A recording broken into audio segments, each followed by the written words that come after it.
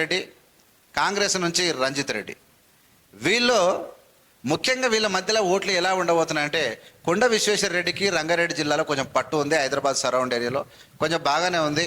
ఆయన ఇంతకు మొదలు కాంగ్రెస్ వ్యక్తి.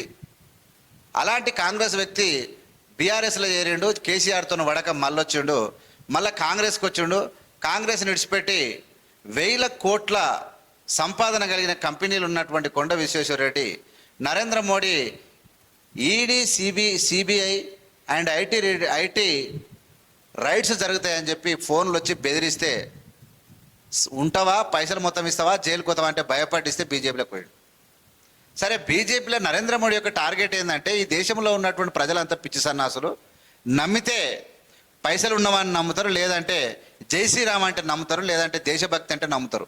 ఈ మూడింటికి వానికి ఇంట్లో బియ్యం లేకున్నా, రేపు లక్షల రూపాయల అప్పులున్నా, బతుకుదెరువు ఏందో అర్థం లేకున్నా జై శ్రీరామ్ అన్నా, లేదంటే పైసలు ఉన్నోడిని చూసినా, లేదంటే కులాల మతాల పేరు చెప్పినా జొల్లు గార్చుకుంటారు ప్రజలు అని చెప్పి గ్రహించిన నరేంద్ర మోడీ బలిసిన వాళ్ళందరినీ తీసుకుపోయి బీజేపీలో వేసుకున్నాడు.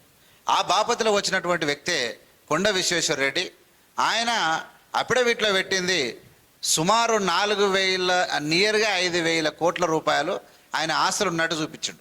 ఆయన కొడుకు మీద పేరు మీద ఎన్ని 1000 కోట్లు ఉంటాయి, అలా భార్య పేరు మీద ఎన్ని ఉంటాయి అంటే, ఇలాంటి 1000 కోట్లు కలిగినటువంటి కొండ విశ్వేశ్వర రెడ్డి నేను ఖచ్చితంగా గెలుస్తాను, ప్రజల్లో మంచి పేరున్నట్టు, ప్రజలకు పబ్లిక్గా మంచిగానే మాట్లాడతాడు, అంత పెద్ద ప్రమాదకారి కాదనుకున్నాం. కానీ ఈ మధ్యలో కొండ విశ్వేశ్వర రెడ్డి మీద కూడా సబ్ కాంట్రాక్టులు ఇచ్చి చాలామందికి ఆ డబ్బులు చెల్లించకుండా వాళ్ళని బెదిరింపులు చేస్తున్నాడు వాళ్ళతో అనేది కూడా ఒక పేరు వచ్చింది. దాని తర్వాత భూములు కూడా ఆక్రమించాడని వచ్చింది.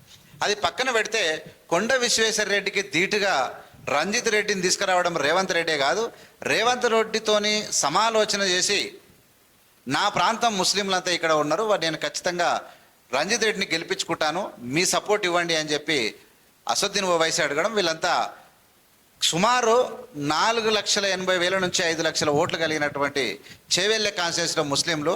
ఇక్కడ మనం తుక్కుగూడకి వెళ్ళి మొదలు పెడితే బాలాపూర్, పాడి షరీఫ్, చంద్రాయణగుట్ట, ఇక్కడ సరూర్ నగర్ కట్ట, సంతోష్ నగర్ బ్యాక్ సైడ్ మొత్తం, ఇక్కడ డిఆర్డిఏలు, ఇక్కడ కాటదాన్, ఆ సైడ్ రాజేంద్ర నగర్కి వెళ్ళి మొత్తం ముస్లింలు 5 లక్షల ఓట్లు.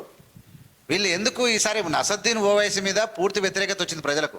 కానీ నరేంద్ర మోడీ మతాన్ని రెచ్చగొచ్చే మాటల్లో అవగాహన తీసుకొని ఇలా మొత్తం ముస్లింలకు రిజర్వేషన్ తప్పేస్తే వాళ్ళని ఇరగొడతాం, అది చేస్తాం, ఇరగదీస్తాం, కరగదీస్తామని సెంటిమెంట్తో గెలవాలని వాళ్ళు అనుకుంటే, ఇక హిందువులంతా సెంటిమెంట్ అన్నప్పుడు నరేంద్ర మోడీ సెంటిమెంట్ మేమెందుకు కూకోవాలని చెప్పి అందరికీ ఒక ఇంటిమేషన్ పంపించండి, ముస్లింలంతా కాంగ్రెస్కి ఓటేయాలని.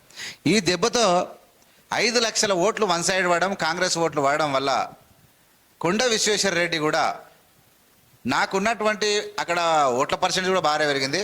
1,00,000 నుంచి సాలిడ్గా ముస్లిం ఓట్లు సాలిడ్గా వన్ సైడ్ పడిగా బీఆర్ఎస్కు నుంచి టర్న్ అయ్యి ఇక్కడ పడి ఉంటే 2 లక్షల మెజార్టీ. ఏమన్నా మిస్ అయితే మాత్రం 1,00,000 మెజార్టీ మినిమం తగ్గకుండా రంజిత్ రెడ్డి కొండ విశ్వేశ్వర రెడ్డి మీద గెలవబోతా ఉన్నాడు. కాసాని జ్ఞానేశ్వర్ 3rd ప్లేస్లో ఉండబోతా ఉన్నాడు. ఇది మీరు అందరూ గుర్తుంచుకోవాల్సినటువంటి అంశం. దాని